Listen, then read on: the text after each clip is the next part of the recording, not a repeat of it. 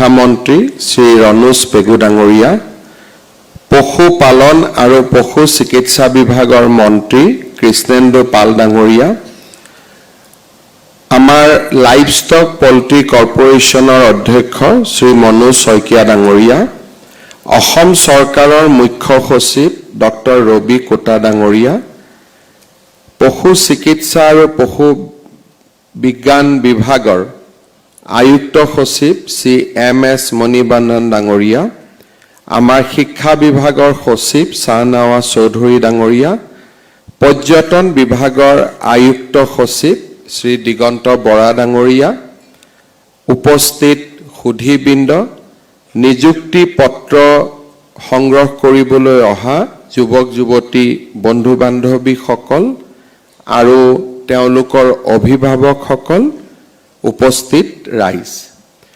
আজি আমাৰ ৰাজ্য চৰকাৰৰ 3টা বিভাগ, শিক্ষা বিভাগ, পশু চিকিৎসা বিভাগ আৰু পৰ্যটন বিভাগৰ অধীনত আমি বহু কেইগৰাকী যুৱক যুৱতীক নিযুক্তি পত্ৰ দিবলৈ ইয়াত সমবেত হৈছোঁ।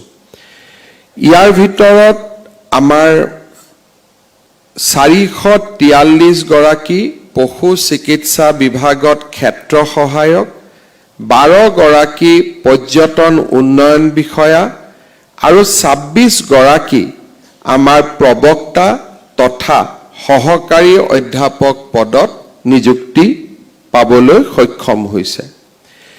এই নিযুক্তিকেইটা যদি আমি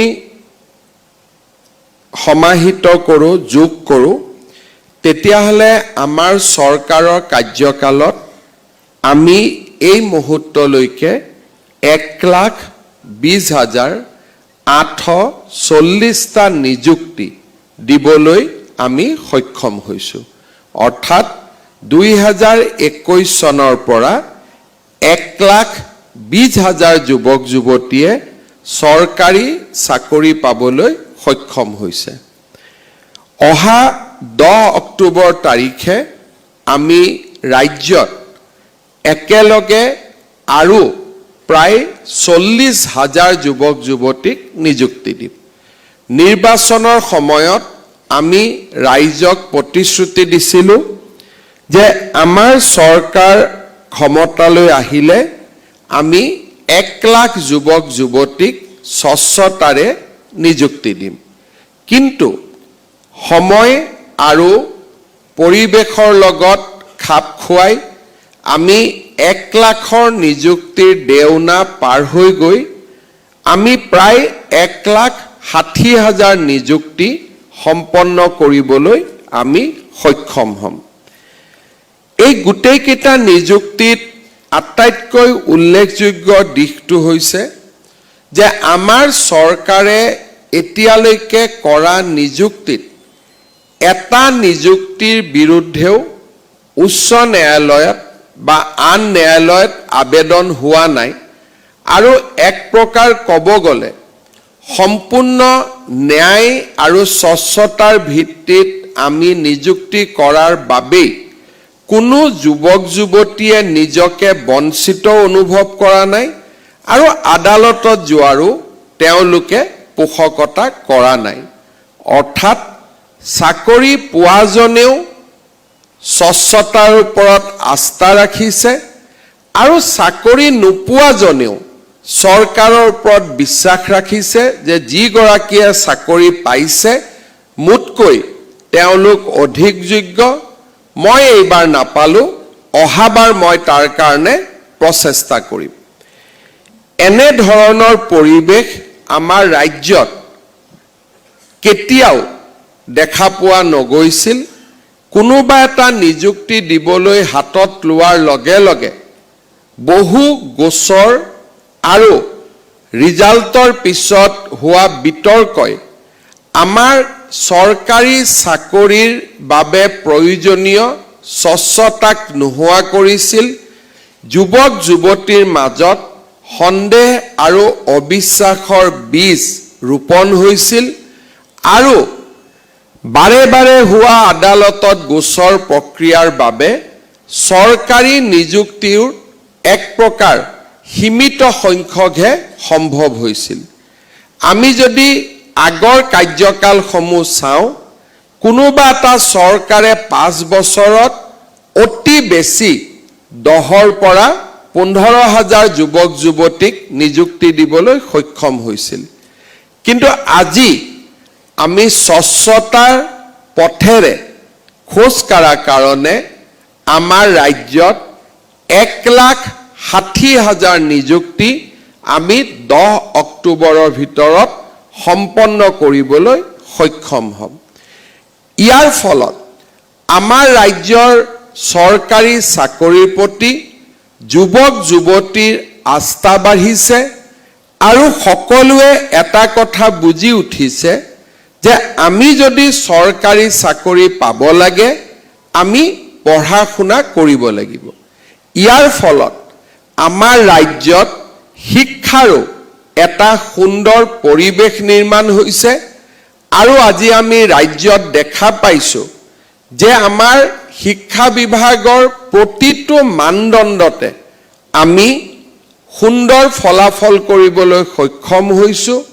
শিক্ষাৰ প্ৰতি ৰাইজৰ আস্থা উভতি আহিছে আৰু ৰাইজে আজি সম্পূৰ্ণভাৱে শিক্ষাৰ জৰিয়তে আমি নিযুক্তি পাম তেনে এক প্ৰক্ৰিয়াক আঁকোৱালি লৈছে। ৰাজ্যৰ কেইটামান বিভাগত আমি এতিয়াও আৰু অধিক স্বচ্ছতাৰে নিযুক্তি কৰাৰ প্ৰয়োজনীয়তা আছে। বিশেষকৈ আমি কাৰিকৰী ক্ষেত্ৰত কেনেকৈ আমি নিযুক্তি পাব পাৰোঁ, তাৰ কাৰণে ল'ৰা ছোৱালীয়ে কি পঢ়িব লাগিব, কি ধৰণে তেওঁলোক আগবাঢ়ি যাব লাগিব, ইয়াৰ বিষয়ে আমাৰ বহুকেইটা বিভাগত আমি আৰু কিছু কাম কৰিবলৈ বাকী আছে। মই ভাবোঁ যে অনাগত দিনত ৰাজ্যৰ শিক্ষা ক্ষেত্ৰখনত এনেবোৰ কথা আলাপ আলোচনা হোৱাৰ লগে লগে আমি নিশ্চয় আৰু অধিক স্বচ্ছতা আৰু যোগ্য ছাত্ৰ ছাত্ৰীক আমি চৰকাৰী চাকৰিৰ বাবে আকৰ্ষিত কৰিব পাৰিম। আজি হোৱা নিযুক্তিত আমি ভেটেনাৰী ফিল্ড এছিষ্টেণ্ট এই পদত আমি 400ৰো অধিক যুৱক যুৱতীক 443 গৰাকী যুৱক যুৱতীক আমি নিযুক্তি দিয়াৰ পথত আগবাঢ়িছোঁ আৰু মই কেইটামান কথা পশু চিকিৎসাৰ ক্ষেত্ৰত আপোনালোকৰ বা ভেটেনাৰী ডিপাৰ্টমেণ্টৰ ক্ষেত্ৰত আপোনালোকক ক'ব বিচাৰিছোঁ।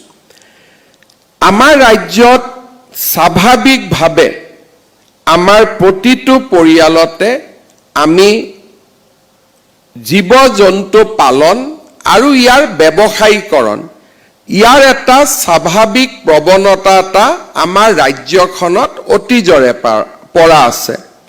কোনোবাই হাঁহ ৰাখে ঘৰত আৰু বিপদৰ সময়ত বা পৰিয়ালৰ অতিৰিক্ত উৎপাদনৰ বাবে কণীকেইটা মাকে বজাৰলৈ লৈ গৈ বা বজাৰত বিক্ৰী কৰে, নহলে ঘৰৰ কাষৰ মানুহকে বিক্ৰী কৰে।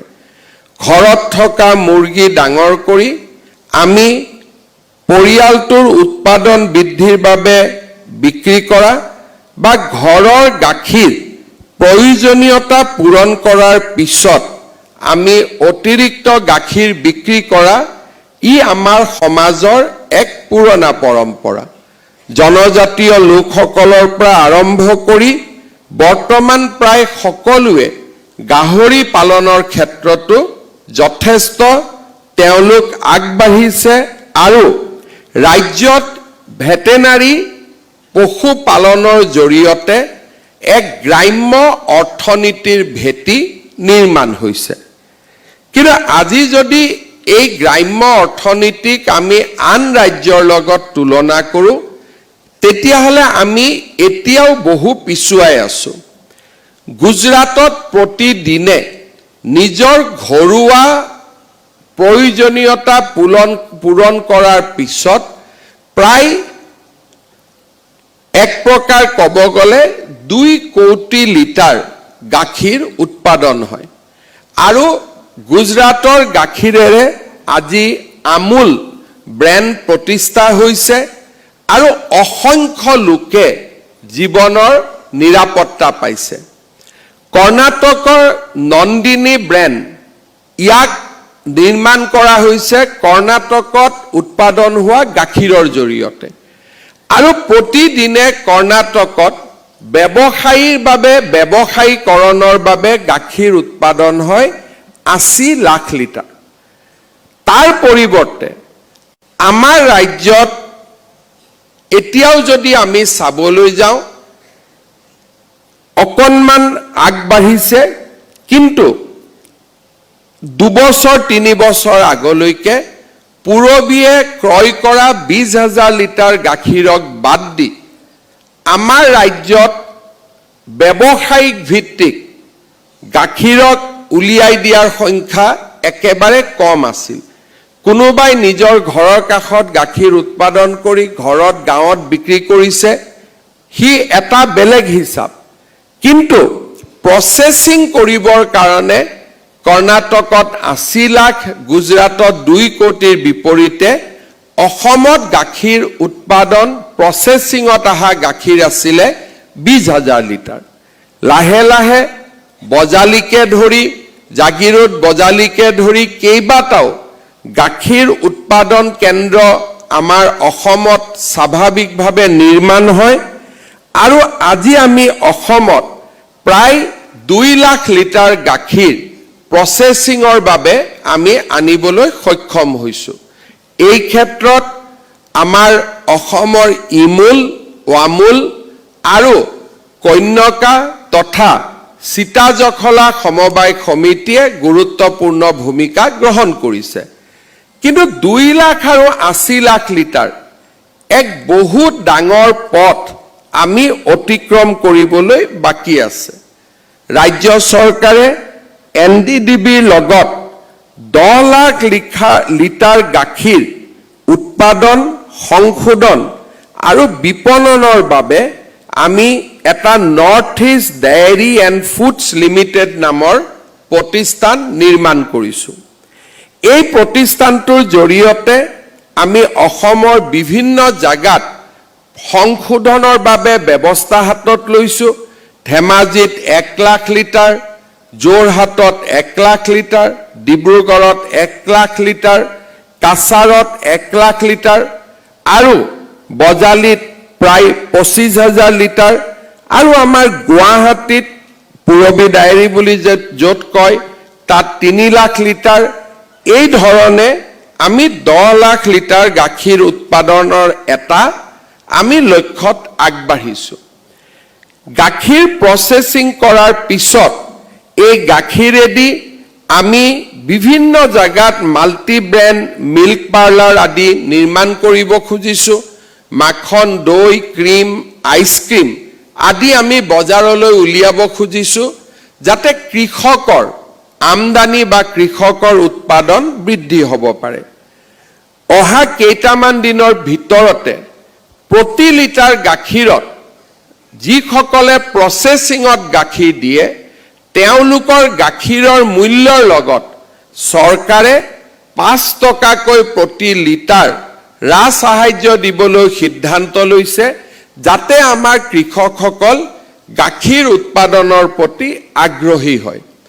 আমাৰ লখিমী আৰু গুজৰাটৰ গিৰ গাঁৱৰ মাজত আমি এটা যি আমাৰ নতুন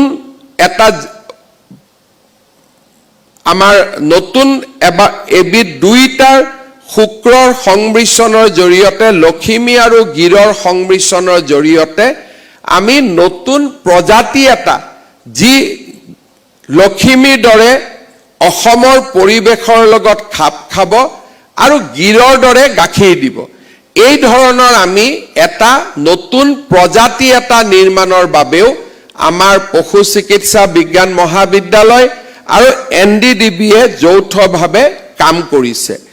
এই গোটেইবিলাকৰ লগত আমি আৰু এটা অসমত কাম আৰম্ভ কৰিছোঁ, সেয়া হৈছে সেক্স চৰ্টেড চিমেণ্ট। অৰ্থাৎ আমি যেতিয়া ঘৰত গাই গৰুৱে গাখীৰ দিয়ে, কিন্তু যেতিয়া প্ৰায়ে গাই গৰু জন্ম নহৈ মতা গৰুৰ জন্ম হয় বা আমাৰ হালোৱা গৰুৰ জন্ম হয়, তেতিয়া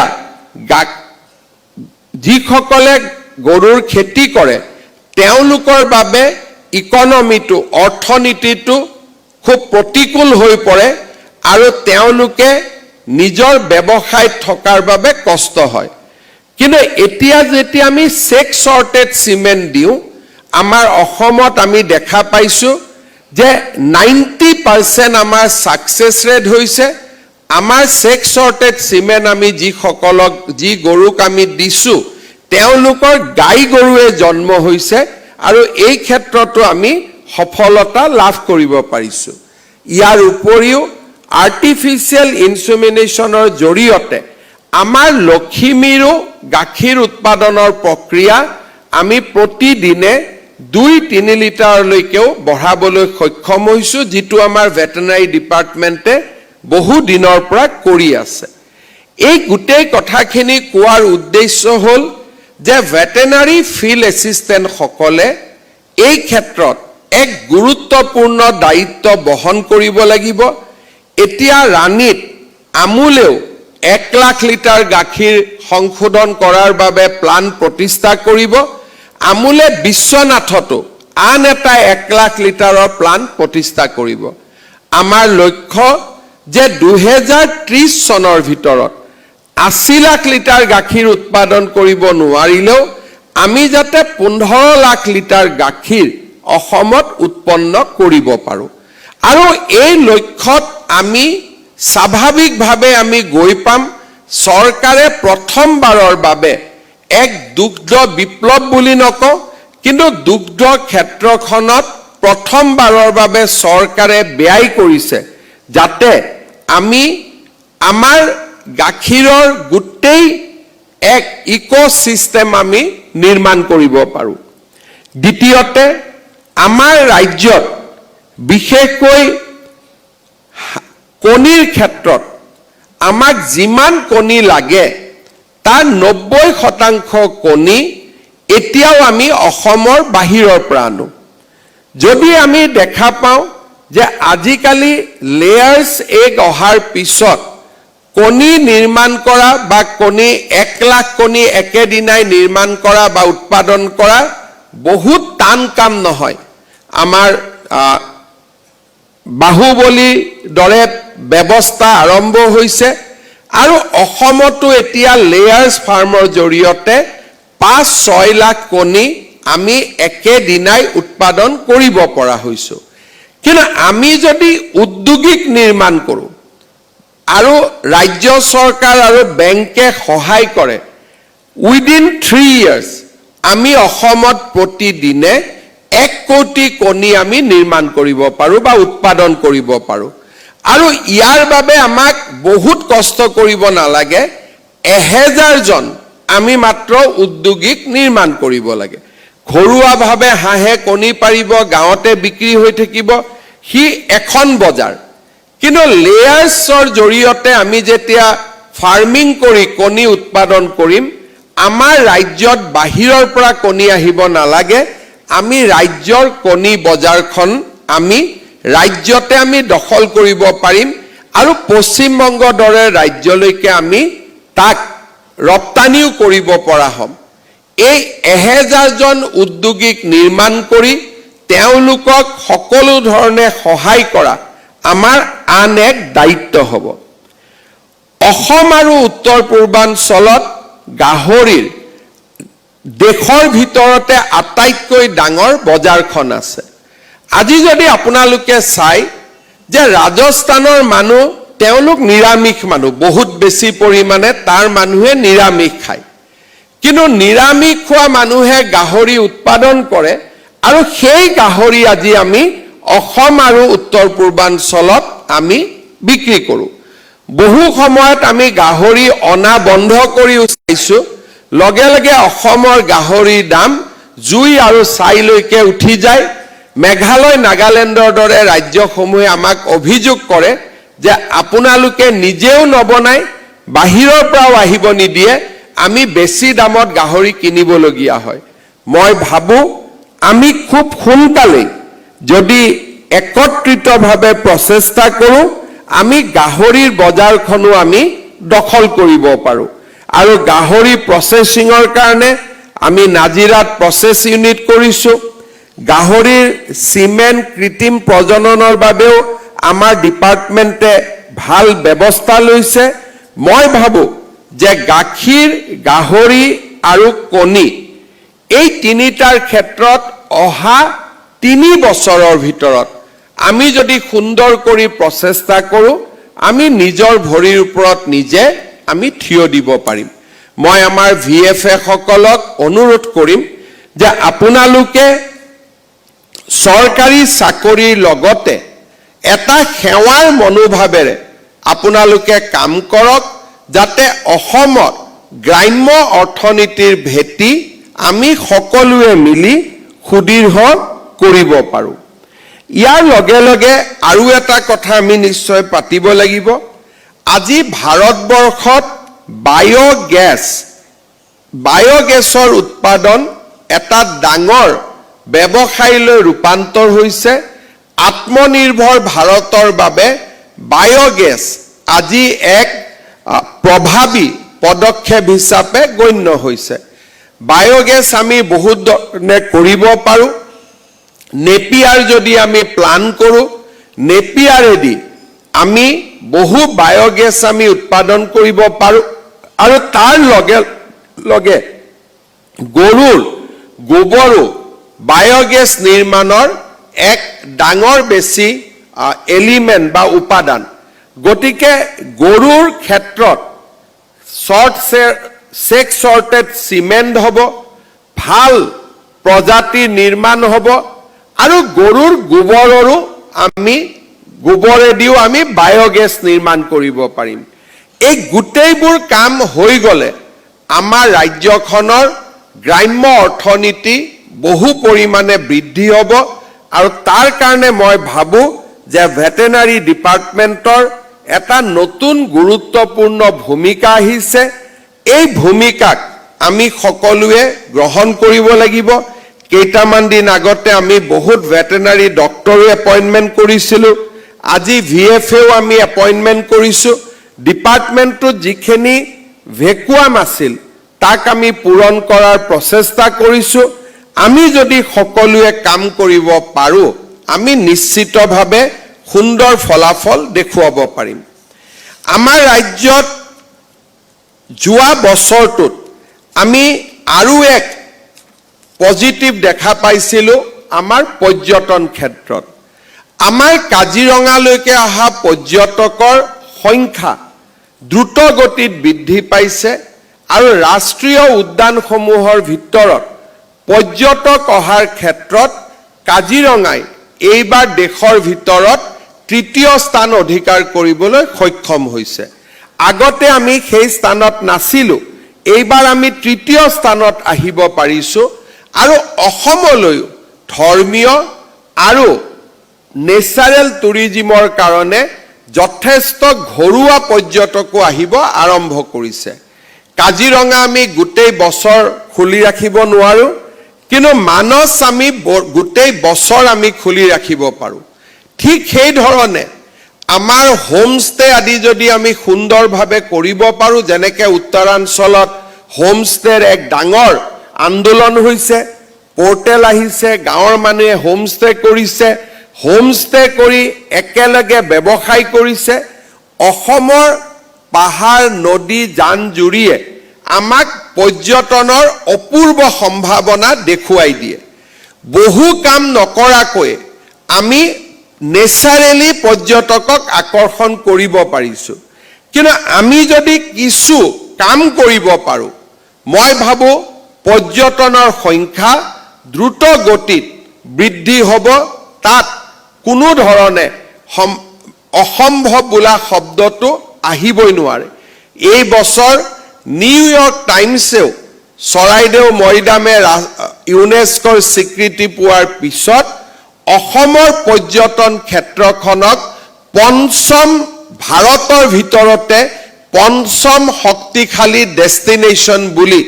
নিউয়ৰ্ক টাইমছৰ দৰে বাতৰি কাকতেও অসমৰ বিষয়ে উল্লেখ কৰিছিলে আৰু আজি আমি নিশ্চিতভাৱে দেখা পাইছোঁ যে পৰ্যটন ক্ষেত্ৰখনে আমাৰ অৰ্থনীতিক কিমান শক্তিশালী কৰে আমি যদি গুৱাহাটীৰ পৰা ডিব্ৰুগড়লৈ যেকে যাওঁ ৰাস্তাৰ দুইফালে থকা হোটেলছ ধাবা আদিয়ে আমাক প্ৰমাণ কৰে হোমষ্টে আদিয়ে আমাক প্ৰমাণ কৰে যে পৰ্যটন ক্ষেত্ৰখনৰ কাৰণে আমাৰ কিমান ডেকা ল'ৰা ছোৱালী আজি সংস্থাপন পাবলৈ সক্ষম হৈছে যোৱা পৰহি দিনাখন বগীবিলৰ কাষত এখন হোটেলত মোক নিমন্ত্ৰণ কৰিছিল ৰাতিপুৱা আহাৰ খাবৰ কাৰণে তেওঁলোকে মোক কৈছিলে যে মাহত ৩৫ লাখ টকা তেওঁলোকৰ ইনকাম হয় তেওঁলোকৰ উপাৰ্জন হয় কাৰণ তাত তেওঁলোকে এলিমেন্ট ৰাখিছে ৰেষ্টুৰেণ্টত মানুহ আহে ওপৰত তেওঁলোকে খেলা ধূলাৰ ব্যৱস্থা ৰাখিছে ৰুম ৰাখিছে বহুতো দেউতাক মাকে ল'ৰা ছোৱালীক তাতে থৈ অৰুণাচলৰ পৰাহে ল'ৰা ছোৱালীক তাতে থৈ দিনটো ডিব্ৰুগড়ত বজাৰ কৰি আকৌ ল'ৰা ছোৱালীক লৈ গুচি যায় আৰু তেওঁলোকে গোটেই দিনটো ল'ৰা ছোৱালীক এংগেজ কৰি ৰাখিব পাৰে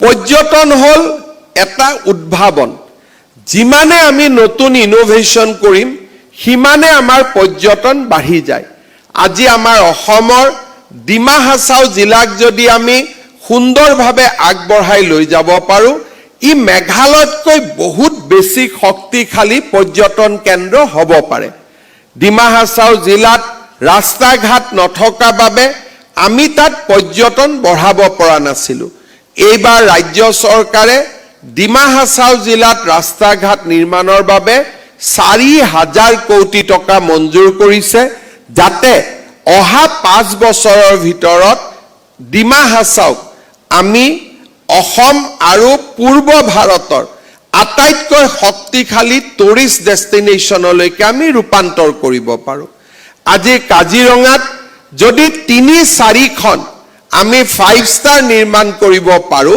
তেতিয়া হাই ভ্যালু টুৰিষ্ট আমাৰ লগে লগে এই বছৰৰ ভিতৰতে বৃদ্ধি হ'ব পাৰে আমাৰ অসমৰ ব্ৰহ্মপুত্ৰত আমি যদি কেইবাখনো জাহাজ আমি নিৰ্মাণ কৰিব পাৰো যত টুৰিষ্ট আহিব পাৰে হাই ভ্যালু টুৰিষ্ট বাঢ়ি গৈ থাকিব ডিমা হাছাওৰ প্ৰাকৃতিক পৰিৱেশৰ মাজত আমি যদি নিৰ্জন স্থানত আমি একোটা টুৰিষ্ট লজ নিৰ্মাণ কৰি ভাল কৰি বিশ্বৰ বজাৰত তাক আমি বিক্ৰী কৰিব পাৰো ডিমা হাছাওলৈও বিদেশী পৰ্যটক যোৱা আৰম্ভ কৰিব মানস ৰাইমনা আদিত এক অদ্ভুত শক্তি লুকাই আছে পৰ্যটন বিকাশৰ আজি যিসকলে পৰ্যটনৰ ক্ষেত্ৰত আমাৰ এই দিনটোত নিযুক্তি পাইছে পৰ্যটন বিষয়া হিচাপে তেওঁলোককো মই এক সুন্দৰ